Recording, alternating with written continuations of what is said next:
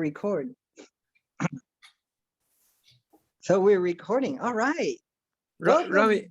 Oh, sorry. To Wake Up and Think Clearly. Hello, friends, enemies, kind mothers. We're trying to figure out whether we are dualists or monists. I think I'm more of a dualist. I think I'm more like there is one consciousness, and all this phenomena is organized in the way that allows that consciousness to penetrate it. And yes, we're hosts. We're individual consciousnesses out of one consciousness. We're hosting. No, we're incarnating. We're all incarnating. We're using this system that is our body, like an antenna, to be able to willpower, the mind, chitta. What do you think about that?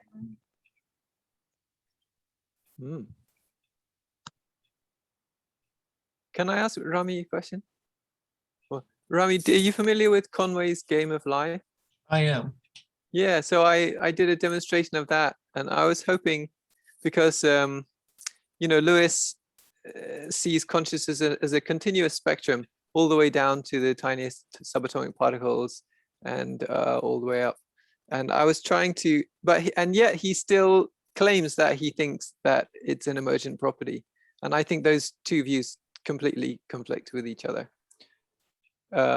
Because emergence, it means you get a property that emerges from parts, but that does not exist in the parts.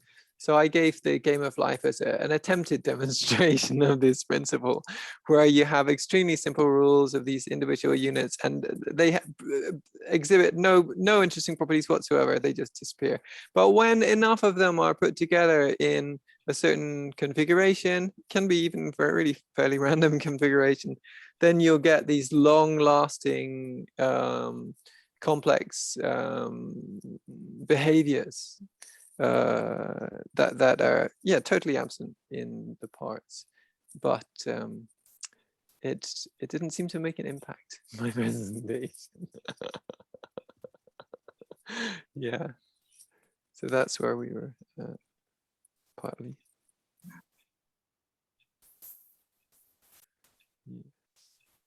Was that where you were going for, Justin, for an impact on Lewis?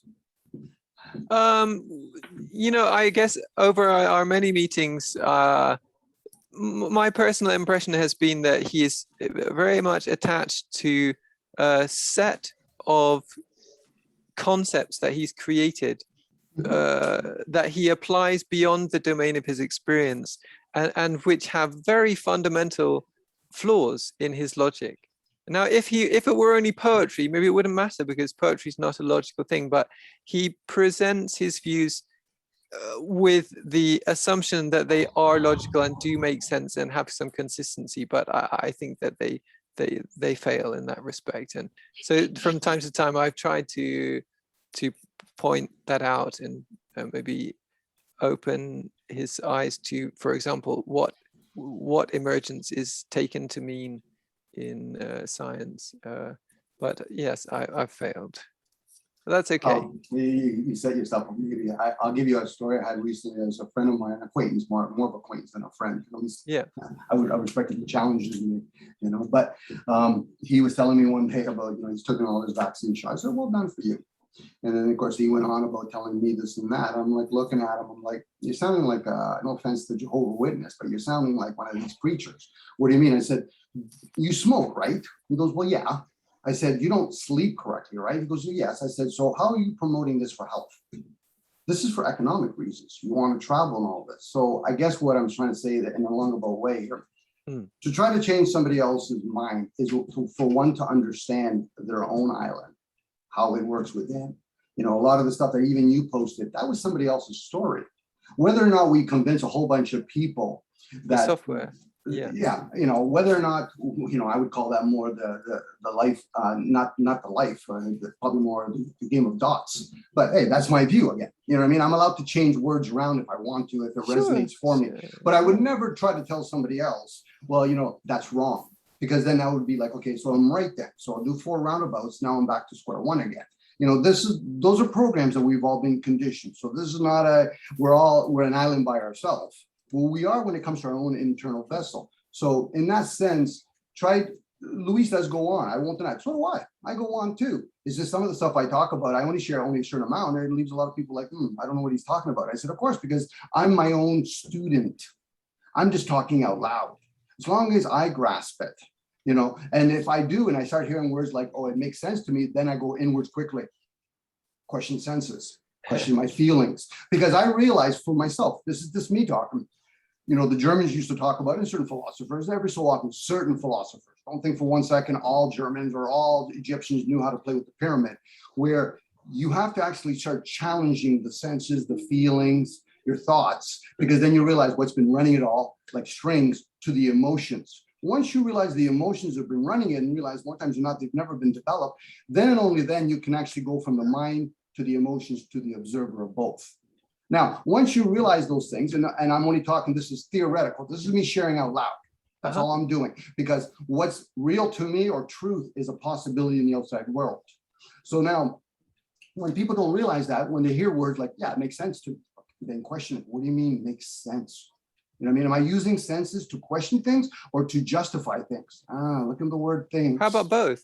Isn't It that could. It could. don't these two functions work in a Yes. good collaborative, adaptive way?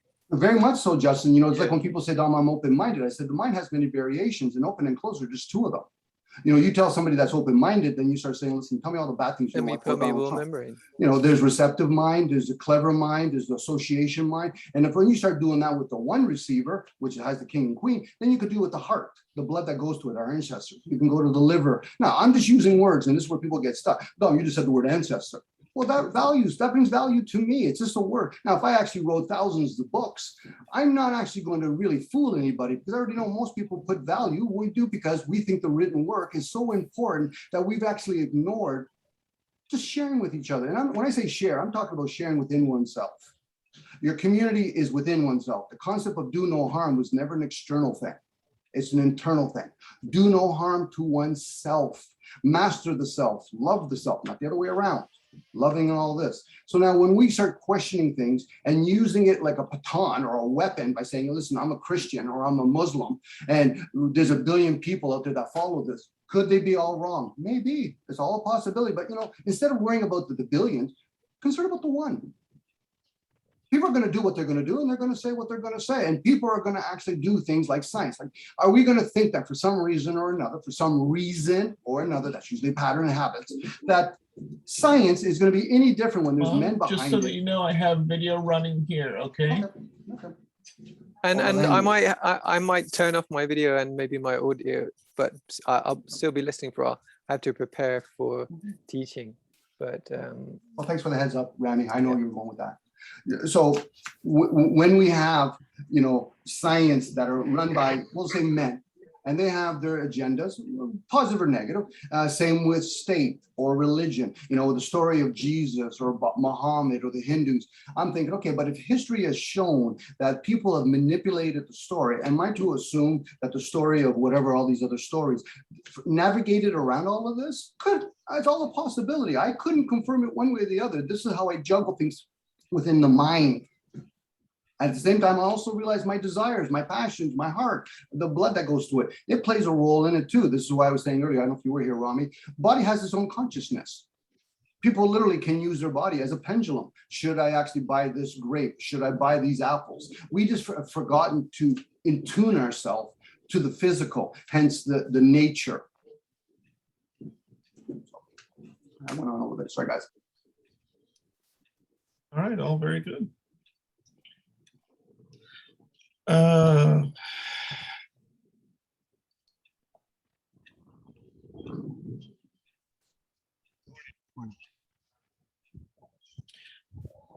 There is something that invaded Western culture sometime during the 2000s, and that thing was identity politics. I don't know if anyone here is familiar with identity politics or has an idea or an understanding of it. My perception of it is that it's a sort of inward turning neurological disorder which has been encouraged upon Western culture so as to divide and essentially conquer it.